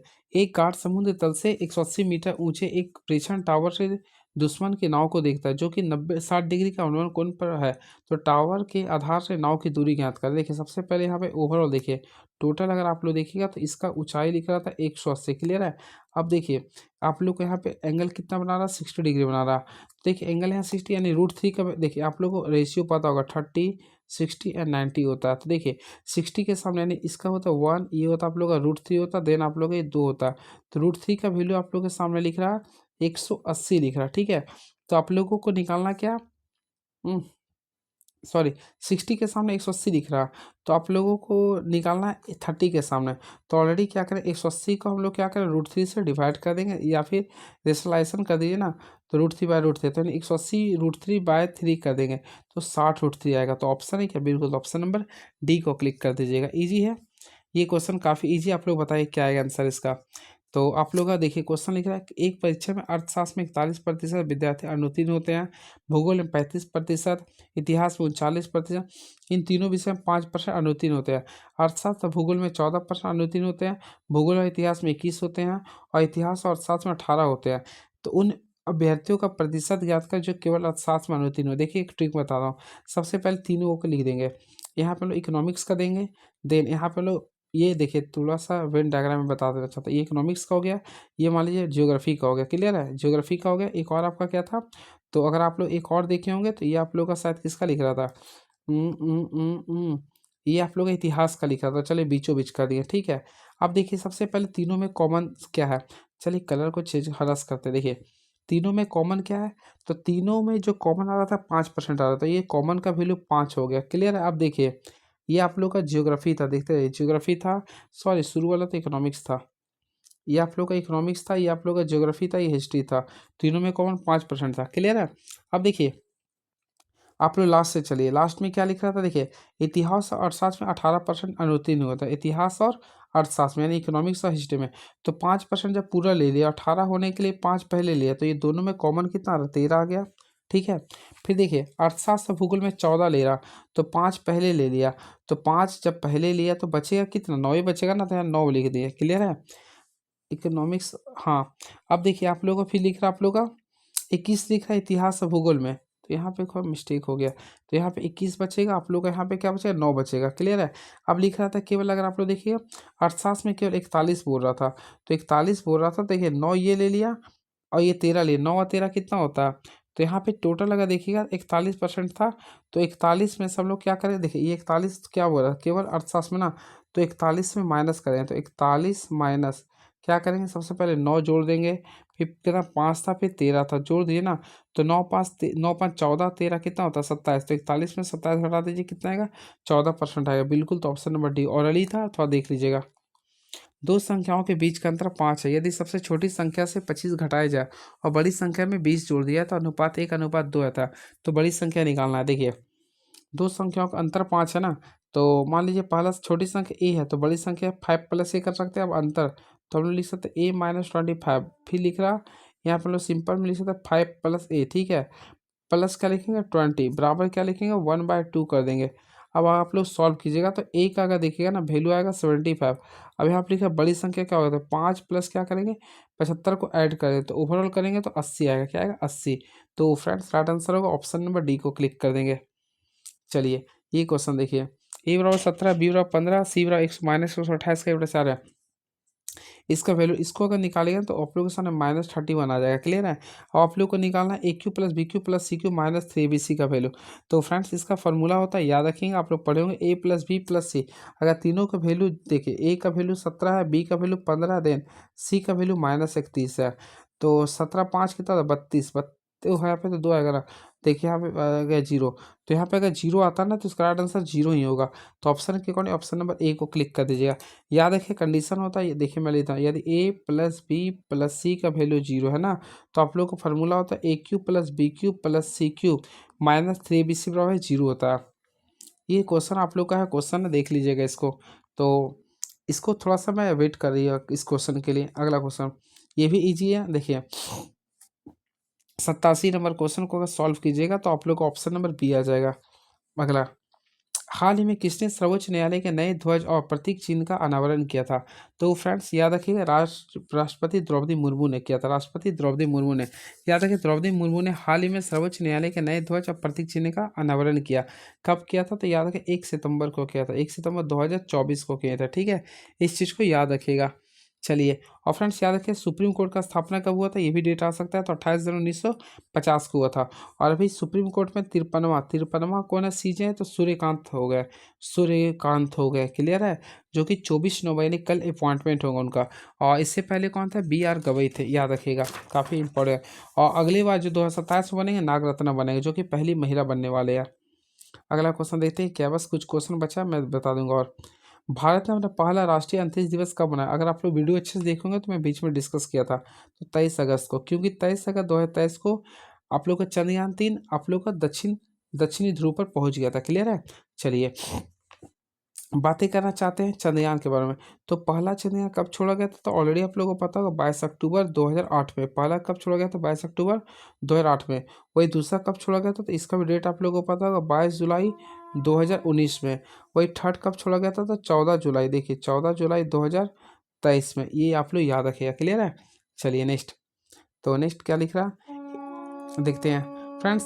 आप लोगों को देखिए, दिसंबर 2024 में केंद्रीय स्वास्थ्य मंत्री जेपी नड्डा ने कहा टीबी के मामलों और मृत्यु दर को कम करने के लिए 100 दिवसीय गहन राष्ट्रव्यापी अभियान का शुभारंभ किया। तो हरियाणा होगा, क्या होगा? नितिन मधुकर जामंदार 26 सितंबर 2024 को किस राज्य के मुख्य न्यायाधीश के रूप में शपथ लिया था? तो इसका राइट आंसर होगा केरल का होगा। कहाँ का होगा? केरल का होगा। ये देख लीजिएगा। बस कुछ क्वेश्चन है, इसको आप लोग देख लीजिएगा। क्लियर है? सारा इजी क्वेश्चन है, होपफुली आप लोग बनाएंगे बन जाएगा। ये 96 में बता देता हूँ। तो 96 क्या लिखा देखिए, एक इलेक्ट्रॉनिक हीटर को 250 वोल्ट के स्रोत से संयोजित किए जाने पर इसके द्वारा उपयोग की जाने वाली विद्युत शक्ति 500 वाट प्रति इकाई है। तो हीटर द्वारा प्रति इकाई समय धारा क्या होगी? देखिए धारा बोला तो हम लोग जानते हैं पी का फॉर्मूला क्या होता है, P equal to the V I. ठीक है, तो आप लोग का पी का वैल्यू कितना लिखा है? 500 वाट। देन आप लोग का वी का वैल्यू लिखा है 250 वाट। आई निकालना, कुछ मत के 250 का पारा में 500 दो बार में आता है, तो आई का वैल्यू देखिएगा 2 एम्पियर आ गया। तो right answer option number C को कर देंगे। एक सेविंग दर्पण को इस प्रकार निर्मित किया गया कि दर्पण से 30 सेंटीमीटर दूरी पर स्थित एक व्यक्ति अपना 1.33 गुना आवर्धित प्रतिबिंब देखता है। तो दर्पण की वक्रता त्रिज्या ज्ञात कर रहा है। देखिए इसके लिए थोड़ा टाइम देना पड़ेगा। सबसे पहले आप लोग को देखना पड़ेगा कौन सा दर्पण है ये। तो इसमें सेविंग के लिए, तो सेविंग के लिए आप लोग ऑलरेडी पता अवतल दर्पण का यूज करते हैं। ठीक है, तो देखिए ये 30 सेंटीमीटर ना, आप लोग का इसको नेगेटिव में लेना पड़ेगा। तो यू का वैल्यू देखिएगा -30 लेना पड़ेगा। देन भी का भी आप लोग के जो ये गुना में है ना, ये आवर्धन का वैल्यू दे रहा है। क्लियर है? तो आवर्धन का फार्मूला होपफुली आप लोग पढ़े होंगे, यानी मैग्निफिकेशन का। तो एम का जो फार्मूला होता है -v/u होता है। किसके लिए? तो फ्रेंड्स ये आप लोग का होता है दर्पण के लिए। वही लेंस के लिए बात करना चाहते हैं तो v/u होता है आवर्धन का। ठीक है, इस चीज़ को आप लोग को पता होगा। तो देखिए आप लोग आवर्धन का वैल्यू लिख रहा है 1.33 लिख रहा है। देन माइनस से कर दिए भी है, और यू का वैल्यू कितना लिखा था? -30। तो यहाँ पे ये माइनस माइनस कैंसिल हो गया। तो ओवरऑल अगर भी का वैल्यू निकालेंगे तो 1.33 को हम लोग क्या करेंगे? 30 से मल्टीप्लाई करेंगे। तो ओवरऑल कितना आएगा? 39.9 सेंटीमीटर आ गया। क्लियर है? और आप लोग को सॉल्व करना है, लेंस से बढ़ता त्रिज्या निकालना ना। तो 1/v + 1/u पर 1। तो देखिए हम लोग 1/v, तो यहाँ पे सॉल्व कर लीजिएगा। तो आप लोग देखिएगा ऐप का जो वैल्यू आएगा होपफुली -17.125 आ गया। क्लियर है? आप लोग को आर निकालना तो इसको डबल टाइम्स कर दीजिए ना, तो -34.25 सेंटीमीटर आएगा, जो कि ऑप्शन के अकॉर्डिंग आएगा, बी को कर दीजिएगा। देखिए एक इलेक्ट्रॉनिक केतली को 240 वोल्ट पर संचालित किए जाने पर वह 1.5 किलो वाट की खपत करती है। तो इसके लिए फ्यूज तार की रेटिंग क्या होगी? तो देखिए इसके लिए रेटिंग करना ना, तो आप लोगों को पता हो आई निकालना, तो पी/भी कर सकते हैं ना, पी/भी कर सकते हैं। जो फार्मूला यूज किया हूँ, तो पी का वैल्यू 1.5 किलो वाट था, तो 1.5 का तो किलो यानी कि हम लोग 1000 से मल्टीप्लाई कर दिए। और भी का वैल्यू आई थिंक लिखा था 240 लिख रहा था। अगर आप लोग सॉल्यूशन करते तो 6.25 आएगा, 6.25 एम्पियर आएगा। तो ऑप्शन के अकॉर्डिंग ऑप्शन नंबर डी को क्लिक कर देंगे। मूल रोम अधिक विकसित होता है, तो याद है मूल रोम अधिक विकसित कहाँ होता है? साकों में होता है। अगला, एक स्थिर बल 2 सेकंड की अवधि के लिए 5 केजी द्रव्यमान की वस्तु पर कार्य करता है। एक वस्तु का वेग को 4 मीटर पर सेकंड से 7 मीटर पर सेकंड तक बढ़ा दिया जाता है। तो प्रयुक्त बल की मात्रा ज्ञात करना है। देखिए आप लोग को बल की मात्रा निकालना, तो एफ बराबर क्या होता है? फॉर्मूला आप लोग पढ़े होंगे, एफ बराबर होता है ma होता है। तो मास कितना है? 5 केजी है। ठीक है, ए बराबर क्या था? v-u/t। तो 7 - 4। अब बाई टी का वैल्यू कितना है? 2 है। अब आप लोग सॉल्व कीजिए ना ये, तो 5 कर देंगे, 7 में से 4 गया, 3/2, 5 × 15 को 2 से भागा दिए, तो 7.5 न्यूटन आएगा, 7.5 न्यूटन आएगा। तो ऑप्शन नंबर बी को क्लिक करेंगे। तो देखिए मैं सारे क्वेश्चन को मैं डिटेल से बताने का प्रयास करूँ, और फ्रेंड थोड़ा टाइम कम है इसलिए मैं जल्दी जल्दी बता देता हूँ। क्लियर है? अगर आप लोग अच्छा लगा होगा तो प्लीज़ कमेंट बॉक्स में लिखिए कैसा लगा। देन आप लोग को कहीं कन्फ्यूजन होगा तो आंसर को मैच कर सकते हैं। ये रहा, और बताइए कमेंट बॉक्स में कहाँ अच्छा लगा। देन आप लोग के बीच में कल मैं फिर से वीडियो लेकर आऊँगा डेली में। आप लोग का जब तक पेपर चलता रहेगा, मैं खुद पेपर दे रहा हूँ और लाऊंगा। क्लियर है? इससे पहले भी मैं दिया था, और अपने बारे में क्या बताऊँ मैं कल पूरा बता दूंगा। क्लियर है? चलिए, thank you so much. Please subscribe my YouTube channel move on से। Thank you so much, hope for the very best.